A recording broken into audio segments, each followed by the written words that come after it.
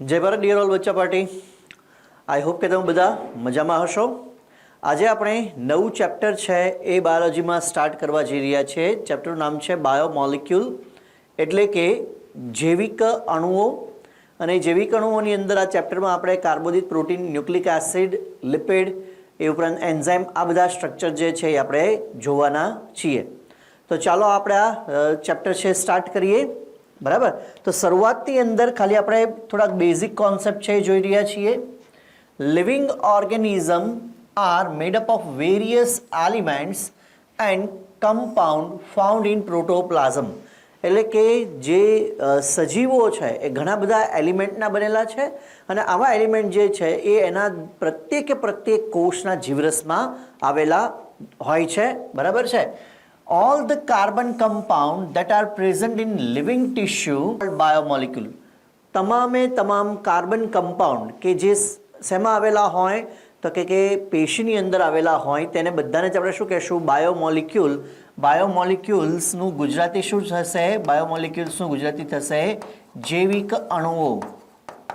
બાયોમોલિક્યુલનું ગુજરાતી શું થશે? જૈવિક અણુઓ।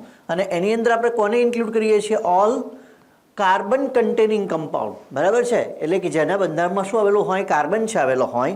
હવે એવા કેટલાક જે છે એ આપણે અહીંયા જે ચાર જોવાના છીએ, બરાબર। એક આપણે જોવાના છીએ કાર્બોદિત, ત્યાર પછી આપણે જોવાના છીએ લિપિડ એટલે કે ચરબી, ત્યાર પછી આપણે જોવાના છીએ પ્રોટીન એટલે કે નત્રલ, અને ત્યાર પછી આપણે જોવાના છીએ ન્યુક્લિક એસિડ, જેની અંદર બે દ્રવ્યો આપણે જોવાના છીએ, ડીએનએ અને આરએનએ। તો કાર્બોદિતની જો આપણે વાત કરીએ તો કાર્બોદિતના બંધારણમાં કાર્બન, હાઇડ્રોજન અને ઓક્સિજન રહેલો છે, બરાબર છે। ત્યાર પછી આપણે જો લિપિડની વાત કરીએ તો લિપિડના બંધારણમાં પણ કાર્બન, હાઇડ્રોજન અને ઓક્સિજન રહેલો છે। તો કાર્બોદિતના બંધારણમાં કાર્બન, હાઇડ્રોજન, ઓક્સિજન, લિપિડના બંધારણમાં પણ કાર્બન, હાઇડ્રોજન, ઓક્સિજન રહેલો છે। પ્રોટીનના બંધારણની વાત કરીએ તો કાર્બન રહેલો છે, હાઇડ્રોજન રહેલો છે, ઓક્સિજન રહેલો છે। એ ઉપરાંત તેમાં રહેલો છે નાઇટ્રોજન અને સલ્ફર પણ રહેલો છે। એટલે કે કાર્બોદિતના બંધારણમાં કાર્બન, હાઇડ્રોજન, ઓક્સિજન, લિપિડમાં પણ સેમ। પ્રોટીનના બંધારણની અંદર બે દ્રવ્યો જે છે એ જો તમે ધ્યાનથી જુઓ, બે એલિમેન્ટ છે વધ્યા, કયા? નાઇટ્રોજન અને સલ્ફર। ન્યુક્લિક એસિડની વાત કરીએ તો ન્યુક્લિક એસિડના બંધારણમાં પણ કાર્બન, હાઇડ્રોજન, ઓક્સિજન સાથે સાથે નાઇટ્રોજન પણ છે, પરંતુ ત્યાં સલ્ફરના બદલે ત્યાં આગળ શું રહેલો છે? ફોસ્ફરસ છે રહેલો છે। તો કાર્બોદિતમાં, લિપિડમાં સમાન કાર્બન, હાઇડ્રોજન, ઓક્સિજન। પ્રોટીનમાં કાર્બન, હાઇડ્રોજન, ઓક્સિજન તો બધામાં જ છે, જુઓ તમે। પ્રોટીનમાં એનાથી વધારે બે એલિમેન્ટ વધ્યા, નાઇટ્રોજન અને સલ્ફર, અને ન્યુક્લિક એસિડની અંદર બે વધ્યા, નાઇટ્રોજન અને ફોસ્ફરસ। તો અહીં બધાના જ બંધારણની અંદર જો તમે સામાન્ય રીતે જુઓ તો બધાના જ બંધારણની અંદર કાર્બન તો આવેલો જ છે, હા કે ના? તો બધાના બંધારણમાં કાર્બન છે, આ બધા જ કાર્બનિક કમ્પાઉન્ડ છે। પછી આમાંથી બીજા કમ્પાઉન્ડ બને, ઉદાહરણ તરીકે આપણે લઈએ ઉત્સેચકો। તો ઉત્સેચકો છે એ પ્રોટીનના બનેલા છે, એટલે ઉત્સેચક પણ કાર્બનિક કમ્પાઉન્ડ તો કહી શકાય। સેમ વે અંતઃસ્ત્રાવ, તો અંતઃસ્ત્રાવો જે છે એ કાં તો પેપ્ટાઇડ અંતઃસ્ત્રાવો હોય તો એની અંદર પ્રોટીન આવેલું હોય, અને કાં તો તે સ્ટીરોઇડ અથવા બાયોજેનિક અમાઇન પ્રકારનો હોય। બાયોજેનિક અમાઇન હોય તો પણ એને અંદર પેપ્ટાઇડ આવેલા હોય, અને સ્ટીરોઇડ હોય તો એનું બંધારણ કેના જેવું હોય? લિપિડ જેવું એનું બંધારણ હોય। તો આ બધા જૈવિક અણુઓ છે, બરાબર। ચાલો, collection of various biomolecules and elements in a cell called cellular pool, એટલે કોષની અંદર આ બધા જ કાર્બનિક કમ્પાઉન્ડ, કાર્બોદિત, લિપિડ, પ્રોટીન, ન્યુક્લિક એસિડ, એ ઉપરાંત એની જેવા ઘણા બધા બીજા પણ એલિમેન્ટ્સ રહેલા છે, અને એ બધા જ એલિમેન્ટ્સ ભેગા થઈ પરસ્પરે પ્રક્રિયાઓ કરે છે, જૈવરાસાયણિક પ્રક્રિયાઓ કરે છે, ચયાપચયક પ્રક્રિયાઓ કરે છે, અને તે શું બનાવે છે? તો કે એક આપણે એવું કહી શકીએ કે સેલ્યુલર પૂલ બનાવે છે, એટલે કે કોષની અંદર એ બધા જ એકબીજા સાથે શું થયેલા છે? સંકળાયેલા છે। બાયોમોલિક્યુલ્સ આર ક્લાસિફાઈડ એઝ માઇક્રોમોલિક્યુલ એન્ડ મેક્રોમોલિક્યુલ। તો જે જૈવિક અણુઓ જે છે એને પાછા ક્લાસિફાઈડ કર્યા એના બંધારણ અને એના બંધારણની જટિલતાના આધારે, અને સાથે સાથે એનું મોલિક્યુલર વેઇટ, એનો અણુભાર છે શું છે એના આધારે એને બે વિભાગોમાં ક્લાસિફાઈડ કર્યા। કયા કયા બે વિભાગો છે તે? Micromolecule and macromolecule on the basis of their molecular weight, એટલે કે એનો અણુભાર શું છે એના આધારે એને બે વિભાગોમાં વિભાજિત કરેલા છે। કયા કયા? માઇક્રો, માઇક્રો એટલે શું થાય? નાના, અને મેક્રો એટલે શું થાય? મોટા, બરાબર છે। ચાલો, તો પહેલા આપણે જોઈ રહ્યા છીએ માઇક્રોમોલિક્યુલ। માઇક્રો એટલે શું થશે? નાના, બરાબર.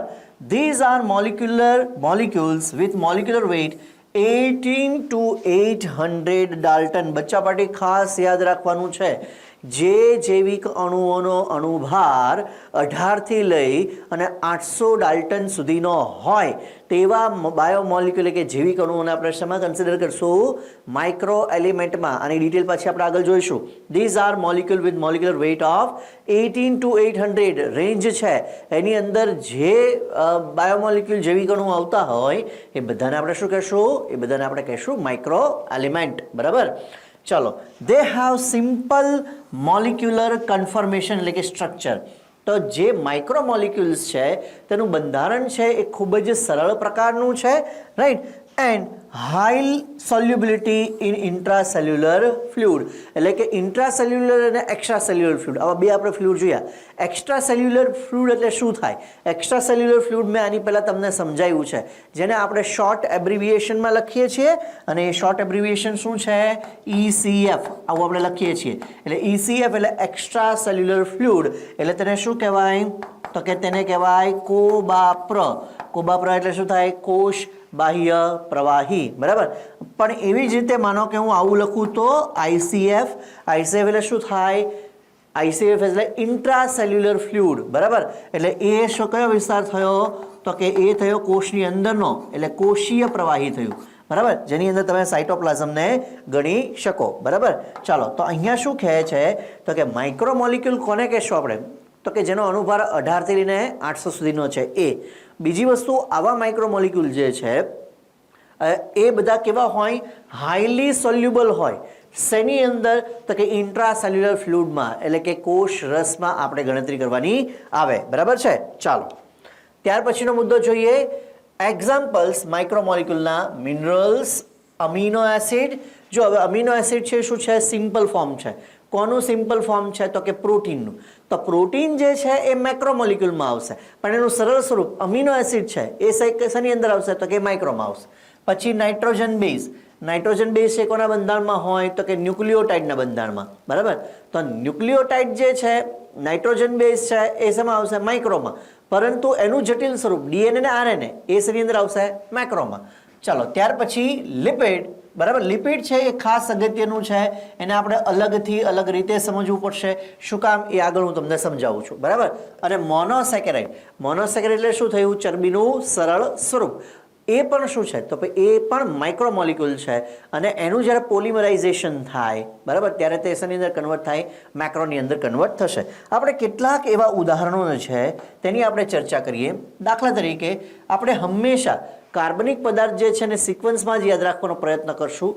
પહેલાં કાર્બોદિત, પછી આપણે લિપિડ જોશું, પછી પ્રોટીન, અને છેલ્લે ન્યુક્લિક એસિડ. પહેલાં કાર્બોદિત, પછી લિપિડ, પછી પ્રોટીન, પછી ન્યુક્લિક એસિડ. આવું કરવાનું કારણ એ છે કે જ્યાં સુધી કાર્બોદિત અવેલેબલ હશે કોષમાં, ત્યાં સુધી કાર્બોદિતનો જ સ્વાસ્થ્ય પદાર્થ તરીકે ઉપયોગ થશે. જો કાર્બોદિત નહીં હોય તો પછી લિપિડનો ઉપયોગ થશે. જો લિપિડ નહીં હોય તો પછી પ્રોટીનનો છે ઉપયોગ થશે, અને જો પ્રોટીન નહીં હોય તો તમે પણ નહીં હો, બરાબર છે. ચાલો, તો આપણે એ સિક્વન્સમાં જો જોઈએ તો દાખલા તરીકે આપણે પહેલાં જે વાત કરીએ એ પહેલાં વાત કરીએ દાખલા તરીકે કાર્બોદિતની. પહેલાં આપણે કોની ચર્ચા કરી રહ્યા છીએ? કાર્બોદિતની. તો કાર્બોદિત જે છે એનું સરળ સ્વરૂપ બધા જ આપણે એક સાથે લખી લઈએ. પહેલાં કાર્બોદિત, ત્યાર પછી આપણે જોશું લિપિડ, ત્યાર પછી આપણે જોશું પ્રોટીન, અને છેલ્લે આપણે જોઈશું ન્યુક્લિક એસિડ. છેલ્લે આપણે શું જોશું? ન્યુક્લિક એસિડ, બરાબર. ચાલો, હવે આપણે પહેલાં સ્ટાર્ટ કરીએ છીએ શેનાથી? તો કે કાર્બોદિતથી આપણે સ્ટાર્ટ કરીએ. તો કાર્બોદિત જે છે એ કાર્બોદિત જે છે એના સરળ સ્વરૂપમાં હોય તેને શું કહેવામાં આવે? તો કે તેને કહેવામાં આવે મોનોસેકેરાઇડ. તેને શું કહેવામાં આવે? મોનોસેકેરાઇડ. મોનોસેકેરાઇડનું ઉદાહરણ જે છે એ તમે લઈ શકો શું? તો કે ગ્લુકોઝ, બરાબર. આ મોનોસેકેરાઇડ જે છે એ કન્વર્ટ થાય છે શેની અંદર? તો કે પોલીસેકેરાઇડમાં. શેની અંદર કન્વર્ટ થાય છે? પોલીસેકેરાઇડ. તો પોલીસેકેરાઇડનું ઉદાહરણ તમે શું લઈ શકો? દાખલા તરીકે સ્ટાર્ચ, ગ્લાયકોજન, સેલ્યુલોઝ, આ બધા શું છે? પોલીસેકેરાઇડ. કયા મોનોમરમાંથી બનેલા છે? તો કે ગ્લુકોઝ જેવા મોનોમરમાંથી. હવે અહીં આપણે પાછી એક વસ્તુ એ બી યાદ રાખવાની કે કાર્બોદિત છે તો અહીંયા બંધ છે કયો બનશે? તો કે જે બંધ બનશે કયો હશે? ગ્લાયકોસિડિક બંધ. બંધ કયો બનશે? ગ્લાયકોસિડિક બંધ. અને આ પ્રક્રિયા દરમિયાન એક પાણીનો અણુ છે શું થશે દૂર થશે એટલે પ્રક્રિયાને શું કહેવાય નિર્જલીકરણની પ્રક્રિયા ડિહાઇડ્રેશન છે એ થશે તો કાર્બોદિતનું સરળ સ્વરૂપ ગ્લુકોઝ છે તેનું જટિલ સ્વરૂપ જે છે એ ગ્લુકોઝમાંથી ગ્લાયકોજન પણ બની શકે સ્ટાર્ચ પણ બની શકે સેલ્યુલોઝ પણ બની શકે બરાબર છે ઓકે એ ડિપેન્ડ કરે છે પણ ટૂંકમાં આ જે છે મોનોસેકેરાઇડ એ કેવો મોલિક્યુલ છે માઇક્રો મોલિક્યુલ છે પણ એનો પોલીસેકેરાઇડ સ્ટાર્ચ સેલ્યુલોઝ એ બધા કેવા મોલિક્યુલ છે એ મેક્રો મોલિક્યુલ છે ઓકે ચલો ત્યાર પછી આપણે વાત કરીએ લિપિડની તો લિપિડ છે એ શેનીથી બનેલું છે તો લિપિડ બનેલું છે બે ઘટકોથી એક ફેટી એસિડ પ્લસ બીજું શું એની અંદર રહેલું છે ગ્લિસરોલ તો ફેટી એસિડ અને ગ્લિસરોલ બરાબર આપણે જે ભણવામાં આવશે એ ટ્રાયગ્લિસરાઇડ આવશે એટલે કે ફેટી એસિડના 3 અણુઓ હશે અને ગ્લિસરોલનો 1 અણુ બરાબર છે કારણ કે ગ્લિસરોલમાં 3 હાઇડ્રોક્સિલ ગ્રુપ આવેલા હોય જે 3 ફેટી એસિડ સાથે એટેચ થશે ડિટેલ આપણે જ્યારે લિપિડ જોઈશું ત્યારે જોઈશું બરાબર તો એ બંને ભેગા થઈ અને તેમાંથી શું બને છે તો કે તેમાંથી બને છે ટ્રાયગ્લિસરાઇડ શું બને છે ટ્રાયગ્લિસરાઇડ એટલે શું થઈ ગયો તે લિપિડ થઈ ગયો બરાબર અને આ પ્રક્રિયા દરમિયાન જે બોન્ડ ફોર્મ થાય છે એ બોન્ડ કયો છે તો કે ઈસ્ટર બોન્ડ કયો બોન્ડ છે ઈસ્ટર બોન્ડ આમાં પણ પ્રક્રિયા કેવી તો કે નિર્જલીકરણની પ્રક્રિયા એટલે પાણીનો અણુ શું થશે દૂર બંને બાજુએથી એક એક્ટિવ ક્રિયાશીલ સમૂહ છે ભેગા થશે અને એક પાણીનો અણુ દૂર થાય એટલે નિર્જલીકરણની પ્રક્રિયા છે એ કહેવાય ત્યાર પછી આપણે વાત કરીએ પ્રોટીનની તો પ્રોટીનના બંધારણીય ઘટક કયા છે તો કે એમિનો એસિડ કયા એમિનો એસિડ અને એ એમિનો એસિડ ભેગા થઈ અને શું બનાવશે પ્રોટીન છે બનાવશે અને આ એમિનો એસિડમાંથી પ્રોટીન બને એમાં જે બોન્ડ ફોર્મ થશે એ બોન્ડ કયો ફોર્મ થશે તો કે બોન્ડ અહીંયા જે ફોર્મ થાય છે કયો છે પેપ્ટાઇડ બોન્ડ કયો બોન્ડ ફોર્મ થાય છે પેપ્ટાઇડ બોન્ડ અગેઇન પ્રક્રિયા કઈ નિર્જલીકરણની પ્રક્રિયા થશે તો એમિનો એસિડ પોતે શું છે તો કે એ માઇક્રો મોલિક્યુલ છે અને પ્રોટીન શું છે મેક્રો મોલિક્યુલ છે ઓકે હવે વાત કરીએ આપણે ન્યુક્લિક એસિડની ન્યુક્લિક એસિડનો બંધારણીય ઘટક શું છે તો કે એનો બંધારણીય ઘટક છે ન્યુક્લિયોટાઇડ શું છે તેનો બંધારણીય ઘટક ન્યુક્લિયોટાઇડ અને ન્યુક્લિયોટાઇડમાંથી શું બની શકે તો કે ડીએનએ પણ બની શકે આરએનએ પણ બની શકે ડિપેન્ડન્ટ કે એ ન્યુક્લિયોટાઇડ છે એ કોનો છે અને અહીં જે બંધ ડેવલપ થાય છે રાસાયણિક બંધ એ કયો છે તો કે રાસાયણિક બોન્ડ જે છે તે છે ફોસ્ફોડાયએસ્ટર બોન્ડ કયો બોન્ડ છે ફોસ્ફોડાયએસ્ટર બોન્ડ અને અગેઇન અહીંયા પણ દૂર શું થશે H2O નો મોલિક્યુલ છે દૂર થશે તો દરેકે દરેક પ્રક્રિયા તમે જુઓ નિર્જલીકરણની પ્રક્રિયા છે અને એના દ્વારા સિમ્પલ મોલિક્યુલ ભેગા થાય એનામાંથી કોમ્પ્લેક્સ મોલિક્યુલ છે બને તો મોનોસેકેરાઇડનું પોલીસેકેરાઇડમાં રૂપાંતર થાય તો મોનોસેકેરાઇડ છે કેવો છે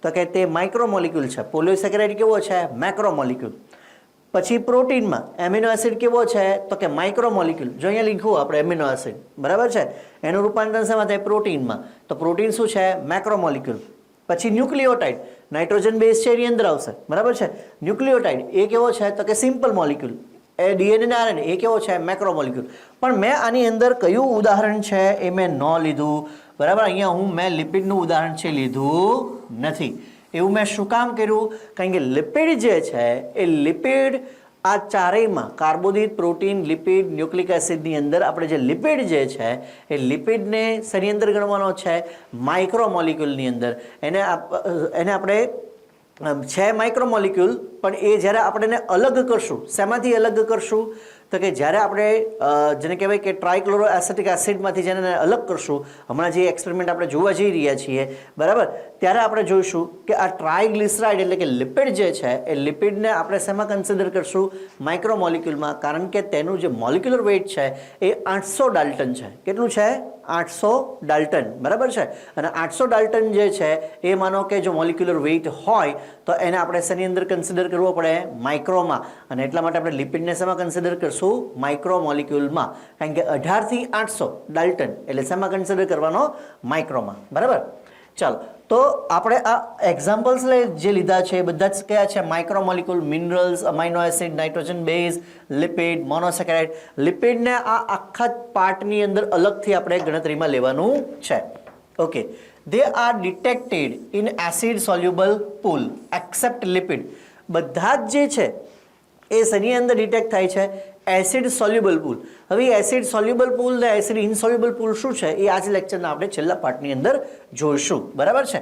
પણ લિપિડ જે છે એ એસિડ સોલ્યુબલ પૂલમાં જોવા મળતું નથી. લિપિડ જે છે એ એસિડ ઇનસોલ્યુબલ પૂલમાં જોવા મળશે. કેવી રીતે આપણે આગળ જોઈએ છીએ. ચાલો, 25 types of elements are found in an intracellular. Intracellular એટલે જો બ્રેકેટમાં શું લખ્યું આપણે, પ્રોટોપ્લાઝમ, એન્ડ એક્સ્ટ્રાસેલ્યુલર એટલે તેને શું કહેવાય, કોષ બાહ્ય પ્રવાહી. એટલે કોષીય વિસ્તારમાં અને કોષ બાહ્ય વિસ્તારમાં ટોટલ લગભગ 25 જેટલા એલિમેન્ટ્સ છે એ આવેલા હોય છે. એમાં કેટલાક જે છે જેને આપણે 3 કેટેગરીમાં ડિવાઈડ કરીએ છીએ. એમાં એક કેટેગરી છે major elements.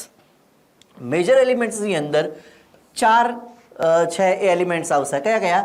Carbon, hydrogen, oxygen અને nitrogen. That makes 95% of cellular pool. કારણ કે હમણાં આપણે જોયું કાર્બોદિત હોય, લિપિડ હોય કે પછી પ્રોટીન હોય કે ન્યુક્લિક એસિડ હોય, બધાની અંદર કાર્બન, હાઇડ્રોજન, ઓક્સિજન તો કોમન જ છે, બરાબર. તો કાર્બન અને એ પછી શું આવે, પ્રોટીન. તો પ્રોટીનના બંધનમાં શું રહેલું છે, નાઇટ્રોજન. તો આ ચારે ચાર જે એલિમેન્ટ્સ છે બધા મેજર એલિમેન્ટ છે અને એ સેલ્યુલર પૂલની અંદર લગભગ 95% તો એ જ આવેલા છે, બરાબર. ચાલો, ત્યાર પછી જોઈએ minor elements. 9 in number. Major elements કેટલા છે? 4. માઇનોર એલિમેન્ટ કેટલા છે? 9. અને એની અંદર કોનો સમાવેશ થાય? કેલ્શિયમ, ત્યાર પછી sodium, potassium, magnesium, iron, phosphorus, sulphur અને Cl એટલે કે ક્લોરીન, બરાબર. આ બધા જ જે છે એનો સમાવેશ એમાં થશે માઇનોર એલિમેન્ટ્સમાં. અને એ લગભગ કેટલા પ્રમાણમાં આવે છે? 5% જે છે એ સેલ્યુલર પૂલમાં. એટલે 95% જે છે એલિમેન્ટ સેલ્યુલર પૂલમાં એ કયા છે? તો કે મેજર એલિમેન્ટ્સ છે. એ 95% ઓક્યુપાઈડ કરે છે. એની અંદર કાર્બન, હાઇડ્રોજન, ઓક્સિજન અને નાઇટ્રોજનનો સમાવેશ થાય. અને માઇનોર જે બીજા 9 છે એ ટોટલ પ્રોટોપ્લાઝમામાં 5% છે એ સેલ્યુલર પૂલમાં ભાગ ભજવે છે. હવે આના કરતાં બી ઓછા આવેલા હોય. આમ તો 100% થઈ ગયા, બરાબર. એટલે તમે વિચારો કે કેટલા ઓછા પ્રમાણની અંદર એ હશે. એને કહેવામાં આવે ટ્રેસ એલિમેન્ટ. તેને શું કહેવામાં આવે? Trace element. ટ્રેસ એલિમેન્ટની સંખ્યા કેટલી છે? 12 ઇન નંબર. મેજર કેટલા? 4. માઇનોર કેટલા? 9. અને ટ્રેસ કેટલા? 12. બરાબર. ટોટલ કેટલા થઈ ગયા? 25, બરાબર. ચલો, ટ્રેસ એલિમેન્ટ જે છે એની અંદર કોણ કોણ સમાવેશ થશે? તો કે તેની અંદર જે છે એની અંદર સમાવેશ થશે કોપરનો, ત્યાર પછી કોબાલ્ટનો, ત્યાર પછી ઝિંકનો, ત્યાર પછી સેનેડિયમનો, ત્યાર પછી ત્યાર પછી શું છે? સિલિકોન, ત્યાર પછી મેંગેનીઝ, પછી F એટલે ફ્લોરિન, ત્યાર પછી વેનેડિયમ, એ ઉપરાંત મોલિબ્ડેનમ, પછી બોરોન, પછી ક્રોમિયમ, ત્યાર પછી SN એટલે શું થશે? ટીન, મેટલ જેને કહીએ છીએ આપણે. અને લાસ્ટ શું આવશે? એલ્યુમિનિયમ. તો આ જે 12 આપણે કીધા, આ 12 જે છે એ કયા એલિમેન્ટ છે? તો કે ટ્રેસ એલિમેન્ટ. એટલે 4 જે છે એ મેજર એલિમેન્ટ, 9 જે છે એ માઇનોર એલિમેન્ટ અને 12 જે છે એ કેવા છે? Trace element. ખૂબ ઓછા, ખૂબ જ અતિશય ઓછા પ્રમાણમાં છે. કયા કયા છે તે? Copper, cobalt, zinc, silicon, manganese, પછી ફ્લોરિન. Fe હોય તો આયર્ન, આ ખાલી F છે એ શું છે? ફ્લોરિન. ત્યાર પછી વેનેડિયમ, મોલિબ્ડેનમ, બોરોન, પછી ક્રોમિયમ, પછી SN એટલે શું થશે? ટીન, પછી એલ્યુમિનિયમ એટલે મેટલ એલિમેન્ટ છે. પણ એ બધા જ ટ્રેસ અમાઉન્ટની અંદર ખૂબ જ ઓછા પ્રમાણની અંદર આપણામાં આવેલા હોય છે. તો અહીંયા આપણે પહેલા જે પાર્ટ જોયો એ માઇક્રો એલિમેન્ટ, માઇક્રો મોલિક્યુલ્સ જોયા. અને મેજર મોલિક્યુલ્સ હવે આપણે જોવા જઈ રહ્યા છીએ એટલે કે મેક્રો. માઇક્રો મોલિક્યુલ્સ જે છે એ કયા મોલિક્યુલની અંદર આપણે એને કાઉન્ટ કરશું? માઇક્રો મોલિક્યુલ એટલે જેનો અણુભાર કેટલો હોય? 18 થી લઈ અને 800, એટલે 18 ડાલ્ટનથી લઈ અને 800 ડાલ્ટન સુધીનો જો એનો અણુભાર હોય તો તેને આપણે શેમાં ગણવાના છે? માઇક્રો મોલિક્યુલમાં ગણવાના છે. ત્યાર પછી આપણે જોયું કે 25 પ્રકારના શું આવેલા છે? તો કે એલિમેન્ટ. એમાં પછી 3 કેટેગરી, મેજર, માઇનોર અને ટ્રેસ. મેજર કેટલા? 4. એ 4 ખાસ યાદ રાખવાના, કાર્બન, હાઇડ્રોજન, ઓક્સિજન અને નાઇટ્રોજન. ત્યાર પછી કયા છે? માઇનોર. ત્યાર પછી કયા? માઇનોરની સંખ્યા કેટલી? માઇનોરની સંખ્યા 9 અને ટ્રેસની સંખ્યા કેટલી? 12, બરાબર છે. ઓકે, હવે પછી જે આપણે જોવા જઈ રહ્યા છીએ એ કયા છે? માઇક્રો મોલિક્યુલ અહીંયા પૂરા થયા. હવે મેક્રો. મેક્રો એટલે શું થાય? જેનો અણુભાર 800 ડાલ્ટનથી કેવો હશે? વધારે હશે, બરાબર. માઇક્રોની અંદર આપણે કોને કોને કન્સિડર કર્યા એ બી યાદ રાખો. કયા કયા છે? Mineral ions, amino acid, nitrogen base, લિપિડને ખાસ અલગથી યાદ રાખવાનું છે, બરાબર છે. ઓકે, અને એ ઉપરાંત મોનોસેકેરાઇડ એટલે કે કાર્બોદિતનું સરળ સ્વરૂપ, બરાબર. ચાલો, elements that include carbon, hydrogen, nitrogen, oxygen and phosphorus are the protoplasmic elements. આ બધા જે છે તેને શું કહેશું આપણે? Protoplasmic element. હવે તમે જુઓ, મેં કાર્બોદિતમાં શું લખ્યું હતું? Carbon, hydrogen, oxygen. પછી લિપિડમાં કાર્બન, હાઇડ્રોજન, ઓક્સિજન. પછી પ્રોટીનમાં carbon, hydrogen, oxygen, nitrogen and sulphur, આવું લખ્યું હતું આપણે. અને ન્યુક્લિક એસિડમાં carbon, hydrogen, oxygen, nitrogen and phosphorus. તો કાર્બન, હાઇડ્રોજન, ઓક્સિજન તો ચાર કાર્બનિક પદાર્થની અંદર હતા. એ ઉપરાંત પ્રોટીનની અંદર નાઇટ્રોજન અને સલ્ફર, અને ન્યુક્લિક એસિડની અંદર નાઇટ્રોજન અને ફોસ્ફરસ એ અલગથી હતા. એટલે મેજર જે છે એ તો આ 5 જ બનાવે છે પ્રોટોપ્લાઝમિક કન્ટેન, બરાબર. અને એમાં પણ 90% તો કાર્બન, હાઇડ્રોજન, ઓક્સિજન અને નાઇટ્રોજન, બરાબર, આ 4 છે બનાવે છે. ચાલો, ત્યાર પછી આપણે જોવા જઈ રહ્યા છીએ મેક્રોમોલિક્યુલ. મેક્રોમોલિક્યુલ એટલે મોલિક્યુલર વેઇટ છે કેટલો હશે? More than 800 dalton. હા કે ના? મોલિક્યુલર વેઇટ કેટલો હશે? More than 800 dalton. પહેલામાં 18 થી લઈને 800 ડાલ્ટન, બરાબર છે. ચાલો, these are molecule with molecular weight more than 800 Dalton, એટલે 800 ડાલ્ટન કરતાં તેનો મોલિક્યુલર વેઇટ છે કેવો હશે? વધારે હશે. they have complex conformation, એટલે કે એનું સ્ટ્રક્ચર છે કેવું છે? જટિલ છે. and low solubility in intracellular fluid, એટલે કે કોષીય વિસ્તારની અંદર તેની સોલ્યુબિલિટી છે કેવી છે? ઓછી. ઉદાહરણ તરીકે સ્ટાર્ચ, ઉદાહરણ તરીકે સેલ્યુલોઝ, ઉદાહરણ તરીકે ગ્લાયકોજન. ગ્લાયકોજન છે, સ્ટાર્ચ છે, એની કણિકાઓ આવેલી હોય કોષરસમાં, કારણ કે તે કોષરસની અંદર સોલ્યુબલ નથી અથવા તો ખૂબ જ ઓછો સોલ્યુબલ છે, એવું કહી શકાય, બરાબર છે. ઓલ મેક્રોમોલિક્યુલ્સ આર પોલિમર્સ, બધા મેક્રોમોલિક્યુલ્સ છે શું છે? પોલિમર્સ છે. એ પોલિમર્સ કયા કયા હતા? તો કે પોલિમર્સમાં આપણે જોયું કયા કયા? પોલીસેકેરાઇડ, સ્ટાર્ચ, સેલ્યુલોઝ, ગ્લાયકોજન. પછી આપણે શું જોયું? તો પ્રોટીન એ મેક્રોમોલિક્યુલ કહેવાય, કારણ કે પોલિમર્સ છે. કોનો? એમિનો એસિડ જેવા મોનોમરનો. ત્યાર પછી ન્યુક્લિક એસિડ એ શું છે? પોલિમર છે, ન્યુક્લિયોટાઇડ જેવા મોનોમરનો. પણ લિપિડને કાઉન્ટ કરવાનો નથી, એ ખાસ યાદ રાખજો. એટલે અહીંયા આપણે લખી શકીએ all macromolecules are polymers except lipid. અહીંયા લિપિડને આપણે કાઉન્ટ કરવાનો નથી. લિપિડ શેમાં આવશે? માઇક્રોમોલિક્યુલમાં, કારણ કે એનો મોલિક્યુલર વેઇટ કેટલો છે? 800 ડાલ્ટનનો. આ હું વારા ઘડીએ બોલું છું જેથી કરીને તમને ખ્યાલમાં આવે. એક્ઝામ્પલ્સ જુઓ, પ્રોટીન છે, પોલીસેકેરાઇડ, આમાં ઘણા બધા આવે, સ્ટાર્ચ, ગ્લાયકોજન, પછી સેલ્યુલોઝ અને ન્યુક્લિક એસિડ. આ 3 ઉદાહરણ છે. લિપિડ છે અહીંયા? લિપિડ નથી. શું કામ નથી? કારણ કે લિપિડને શેમાં કાઉન્ટ કરવાનો છે? માઇક્રોમાં. માઇક્રોમાં શું કામ? કારણ કે તેનું મોલિક્યુલર વેઇટ કેટલું છે? 800 ડાલ્ટન, બરાબર. ચાલો, analysis of tissue to find the chemical composition, બરાબર.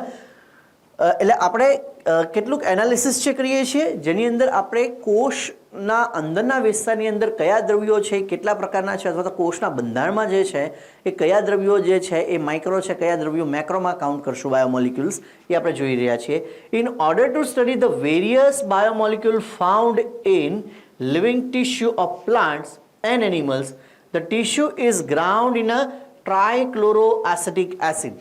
શું લેવામાં આવે છે? Trichloroacetic acid. હવે આપણે આ એક્સપેરિમેન્ટ જે છે એ એક્સપેરિમેન્ટ છે એ બરાબર જોઈએ. સપોઝિંગ દેટ કે અહીં આપણી પાસે એક બીકર છે, બરાબર. આ સપોઝ જે છે એ તમે એવું સમજી લો કે આ શું છે? તો કે એક બીકર છે. આ દાખલા તરીકે આપણે એક બીકર લીધું, બરાબર. અને એ બીકર જે છે એ બીકરની અંદર આપણે મૂકીએ છીએ શું? તો કે એ બીકર જે છે એ બીકરની અંદર દાખલા તરીકે આપણે મૂકીએ છીએ એક ફનલ. આ બીકર જે છે એ બીકરની અંદર આપણે શું મૂક્યું છે? ફનલ, બરાબર. અને એ ફનલ જે છે એ ફનલની અંદર આપણે મૂકીએ છીએ એક ફિલ્ટર પેપર. આ દાખલા તરીકે ગ્રીન પેનથી જે મેં બનાવ્યો છે શું છે? Filter paper. અને આ શું છે? બીકર.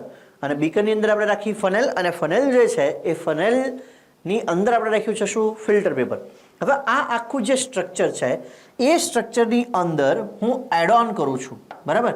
આપણે આ સ્ટ્રક્ચરની અંદર કંઈક વસ્તુ જે છે એ આપણે પોર કરી રહ્યા છીએ, એટલે કેટલીક વસ્તુઓ જે કેટલીક સ્લરી જે છે એની અંદર આપણે એડ કરી રહ્યા છીએ. શું એડ કરી રહ્યા છીએ? સ્લરી.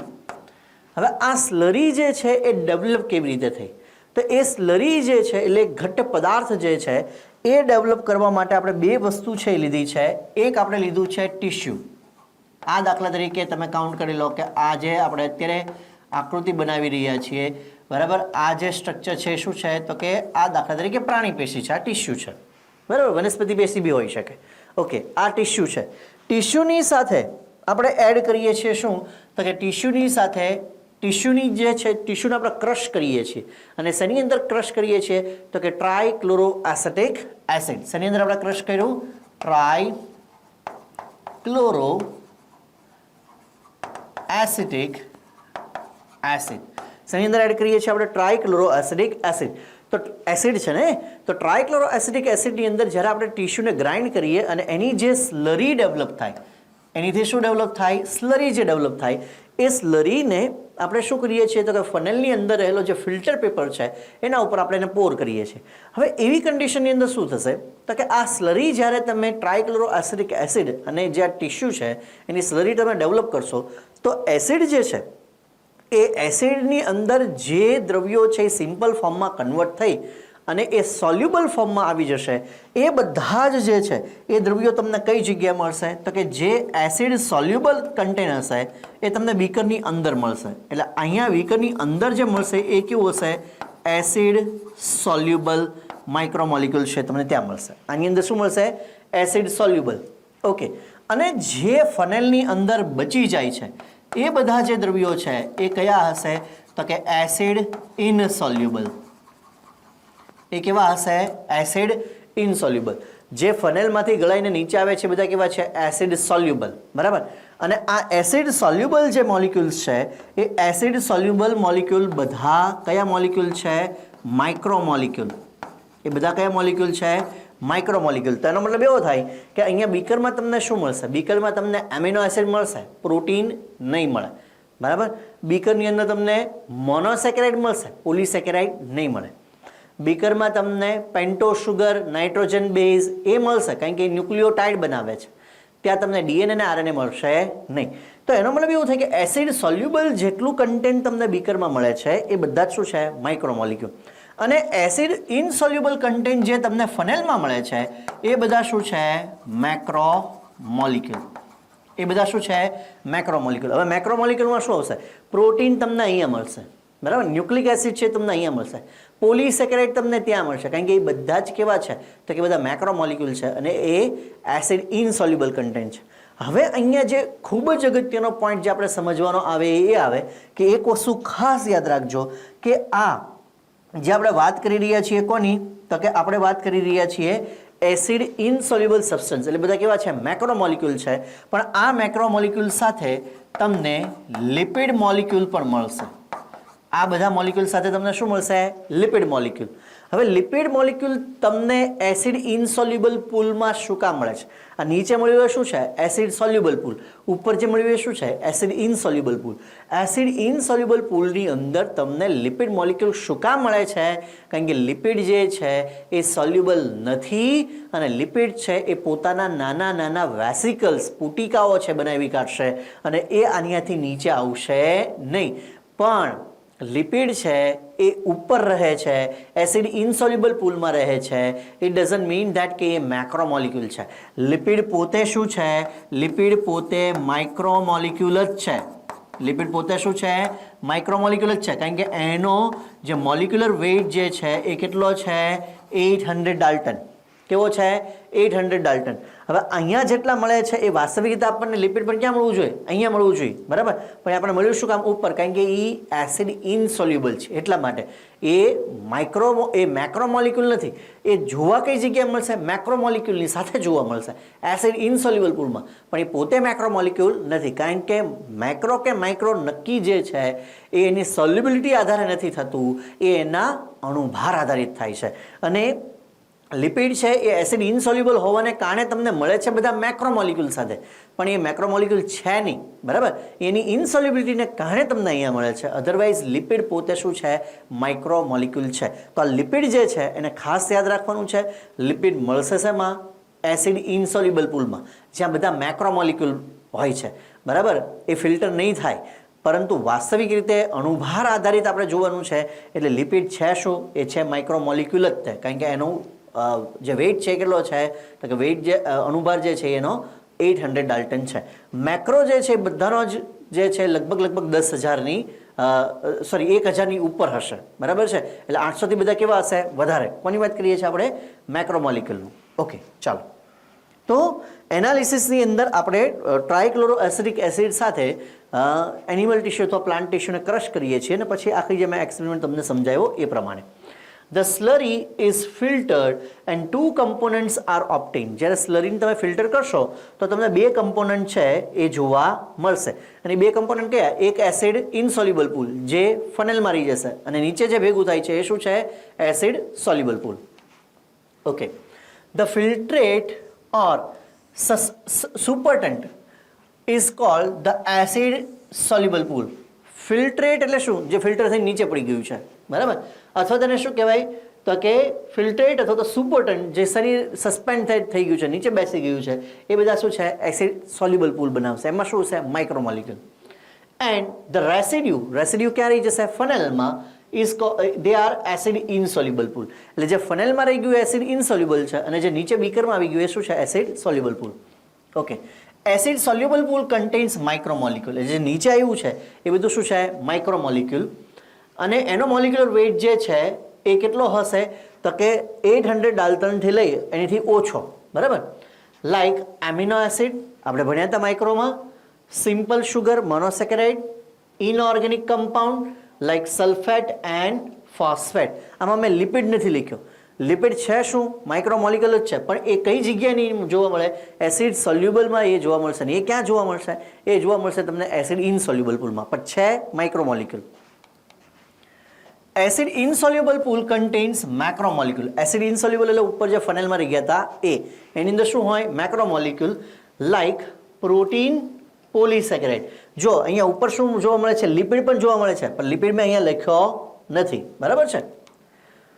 લિપિડ બહુ જ અગત્યનો પોઈન્ટ. આ lipid though have molecular weight 800 dalton. લિપિડનો મોલિક્યુલર વેઇટ કેટલો છે? 800 ડાલ્ટન છે. તેમ છતાંય મળશે કઈ જગ્યાએ? એસિડ ઇનસોલ્યુબલ પૂલમાં. એટલે મેક્રોની સાથે મળશે, મેક્રો છે નહીં. Lipid though have molecular weight 800 dalton but are found in acid insoluble pool. ધ્યાન આપો અહીંયા, એસિડ ઇનસોલ્યુબલ પૂલ એટલે ઉપરનું, બરાબર? ફનેલમાં રહી ગયું એ. Due to their non polar nature. કારણ કે લિપિડ જે છે એ કેવો છે? It is hydrophobic in nature, બરાબર છે? As they are insoluble in water. એટલે વેસિકલ્સ ફોર્મમાં ઉપર જ રહી જશે. એ ઉપર રહી જાય એનો મતલબ એવો નથી મેક્રોનો ભેગો છે, પણ છે micro according to the atomic weight, એટલે કે અણુભાર આધારિત. ઓકે, ત્યાર પછી આપણે જોઈએ છીએ પ્રાઇમરી અને સેકન્ડરી મેટાબોલાઇટ્સ. આઈ હોપ કે આની પહેલાંનો પોર્શન જે છે માઇક્રો મેક્રો તમને સમજાઈ ગયો છે. લિપિડ જોવા મળશે એસિડ ઇનસોલ્યુબલ પૂલમાં, જે જગ્યાએ બધા મેક્રો હોય પણ લિપિડ પોતે શું છે? માઇક્રો છે. એ ઇનસોલ્યુબલ હોવાને કારણે એની ભેગો જોવા મળે છે. ખ્યાલ આવે છે? ઓકે, અધરવાઇઝ એનો જો આપણે અણુભાર જોઈએ તો એ કેટલો છે? 800 ડાલ્ટન છે. ઓકે, ચાલો ત્યાર પછી આપણે જોઈએ છીએ primary and secondary metabolites. Okay, biomolecule are also called metabolites. એટલે કે જૈવિક અણુઓ જે છે તેને તમે મેટાબોલાઇટ્સ એટલે કે ચયાપચયક દ્રવ્યો પણ કહી શકો. And they can classified as primary or secondary metabolites. એટલે એને તમે 2 વિભાગોમાં ક્લાસિફાઈડ કરી શકો. પ્રાઇમરી મેટાબોલાઇટ્સ એટલે કે પ્રાથમિક ચયાપચયક દ્રવ્યો, એટલે એવા દ્રવ્યો કે જેનો રોલ શું છે કોષમાં એ તમને ખબર હોય, બરાબર? ચયાપચયક પ્રક્રિયામાં એ ભાગ ભજવે છે એ તમને ખ્યાલ હોય, બરાબર? અને એના કાર્ય, એના ફંક્શન જે છે એ પણ આપણે જાણતા હોય. ઉદાહરણ તરીકે કાર્બોદિત, લિપિડ, પ્રોટીન, ન્યુક્લિક એસિડ. આ ચારે ચારના કાર્યો આપણને ખ્યાલ છે. એટલે એ ચારે ચાર જે છે એને આપણે શેમાં લેશું?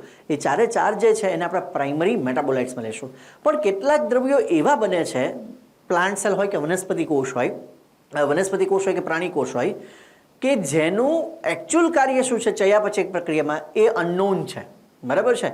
અથવા તો એ ઉત્સર્ગ દ્રવ્યો તરીકે નિર્માણ પામે છે, અથવા તો એક પ્રકારનું સિક્રેશન છે. એ બધાને શું કહેશું આપણે? Secondary metabolites. અધરવાઇઝ બધા જે છે જે ડાયરેક્ટ પાર્ટિસિપેટ કરે છે શેમાં? ચયાપચયક પ્રક્રિયામાં, તેને આપણે શું કહેશું? Primary metabolites.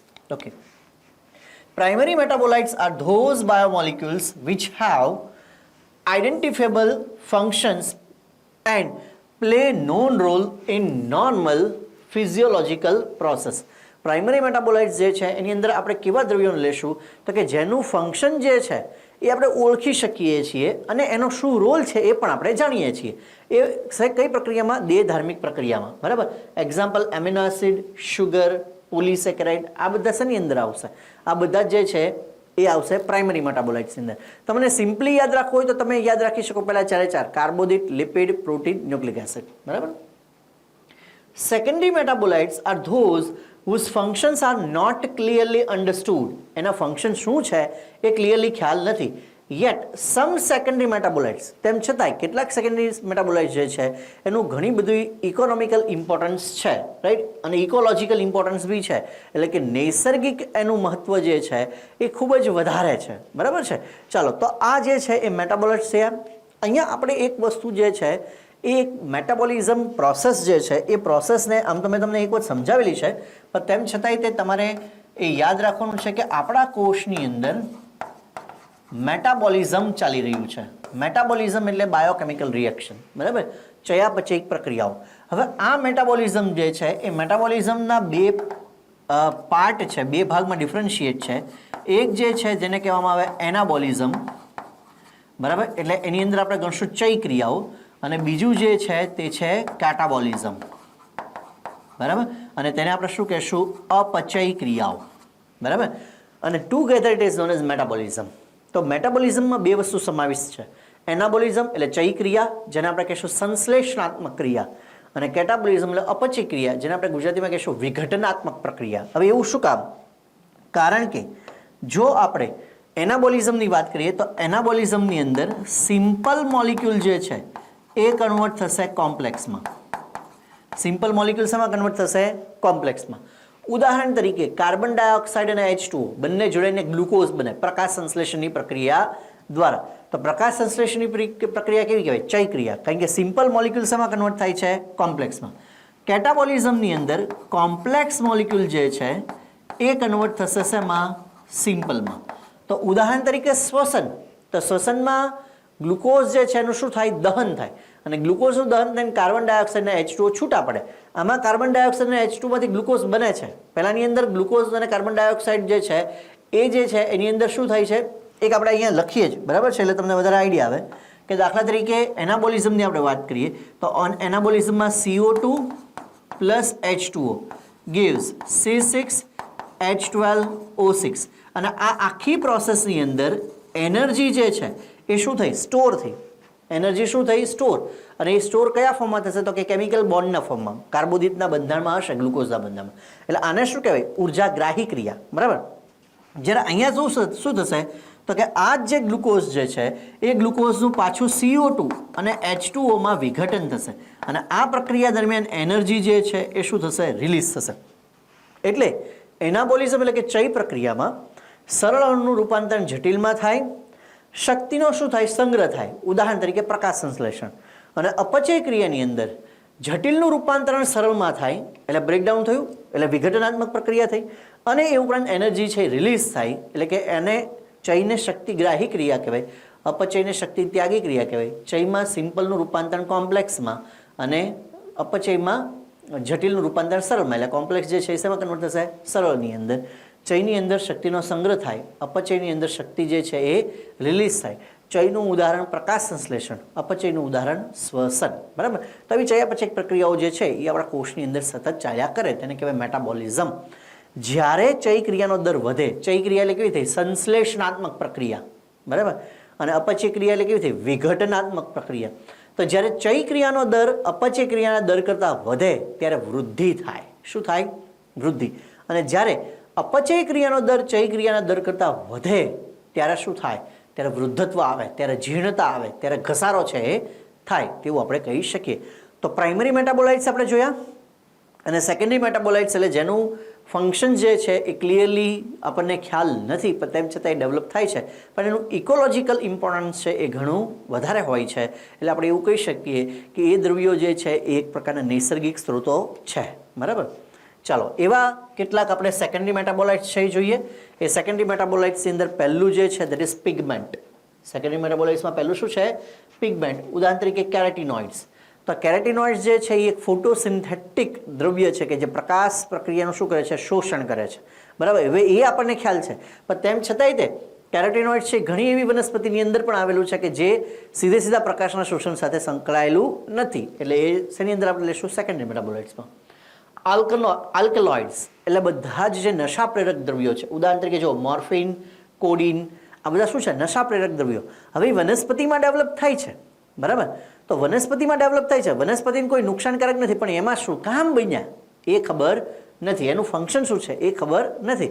આપણે એનો ઉપયોગ કરીએ છીએ નશાકારક દ્રવ્યો તરીકે, પણ એ વનસ્પતિમાં જ બનેલા છે, વનસ્પતિમાં એનું શું કામ છે એ ખબર નથી. એટલે એની અંદર લઈશું આપણે સેકન્ડરી મેટાબોલાઇટ્સમાં. ત્યાર પછી ટર્પિનોઇડ્સ. એ શું છે? તો કે એના ઉદાહરણ કયા છે? મોનોટેરાપિન્સ અને ડાયટેરાપિન્સ. આ મોનોટેરાપિન્સ અને ડાયટેરાપિન્સ જે છે એ પણ એક પ્રકારના પોલિમર્સ છે. એ પ્લાન્ટમાં બને છે, શું કામ બને છે એ ખબર નથી, બરાબર? એટલે એ કેવા થશે? Secondary metabolites. એસેન્શિયલ ઓઇલ્સ, ઉદાહરણ તરીકે લેમન ગ્રાસ ઓઇલ, બરાબર? હવે એ પ્લાન્ટની અંદરનું ફંક્શન શું છે એ ખ્યાલ નથી, એટલે એ કેવા છે? Secondary metabolites. ટોક્સિન્સ કેટલાક લેક્ટિન્સ એટલે દૂધ જેવા સ્ત્રાવ, લેટેક્સ જેને કહીએ છીએ આપણે. એ ઉપરાંત ડ્રગ્સ, ઉદાહરણ તરીકે ટોક્સિનમાં કયા લીધા? એબ્રિન એન્ડ રાઇસિન.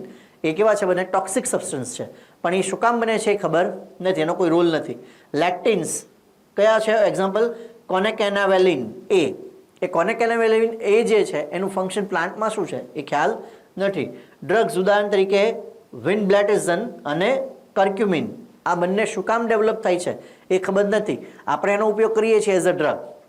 અને એ ઉપરાંત કેટલાક પોલિમરિક સબસ્ટન્સ, ઉદાહરણ તરીકે રબર, ગમ, સેલ્યુલોઝ, શું કામ બને છે આ વનસ્પતિની અંદર એ એનું અથવા તો એનો સીધો રોલ શેની અંદર નથી? મેટાબોલિક પ્રોસેસની અંદર એનો ડાયરેક્ટ કોઈ રોલ છે નહીં, અને એટલા માટે બધા જ શેના આપણે ગણીએ છીએ? સેકન્ડરી મેટાબોલાઇટ્સની અંદર છે જોઈએ છીએ. ઓલ્ધો આ એક જેને કહેવાય કે એક ઇન્ફોર્મેશન માટેનો આ પાર્ટ છે, પણ કેટલાક તમારે યાદ રાખવા જોઈએ. પિગમેન્ટ બધા યાદ રાખવાના છે, આલ્કેનોઇડ્સ છે બધા યાદ રાખવાના છે, એસેન્શિયલ ઓઇલ છે યાદ રાખવાનું છે, અને આ પોલિમરિક સબસ્ટન્સ છે યાદ રાખવાના છે. આ ચાર જે છે એ તમને પ્રોપર યાદ રહેવા જોઈએ. તો અહીં જે આ ઇન્ટ્રોડક્શનનો પાર્ટ હતો એ આપણે પૂરો થયો. નેક્સ્ટ પાર્ટની અંદર આપણે કાર્બોહાઈડ્રેટ જે છે એ આપણે સ્ટાર્ટ છે એ કરશું. થેન્ક યુ સો મચ બચ્ચા પાર્ટી. આઈ હોપ કે તમને લેક્ચરમાં મજા આવી હશે. હજી ઘણું આપણે આ ચેપ્ટરની અંદર ડિટેલની અંદર વાત કરવાના છીએ. હું અને મારી એન્ટાયર ટીમ છે સતત પ્રયત્ન કરી રહ્યા છીએ કે ગુજરાતી મીડિયમના વિદ્યાર્થીઓ છે એ નીટની અંદર સારામાં સારું અને JEEમાં પણ સારામાં સારું પરફોર્મ કરે. તો આપ સૌ અમારી યુટ્યુબ ચેનલ છે સબસ્ક્રાઈબ કરો, એપ્લિકેશન છે ડાઉનલોડ કરો, સતત તમારી સાથે જોડાયેલા રહો તમારા બેટર ફ્યુચર માટે. Thank you so much. Love you all. Stay tune. વિદ્યાર્થી દેવો ભવ. જય ભારત.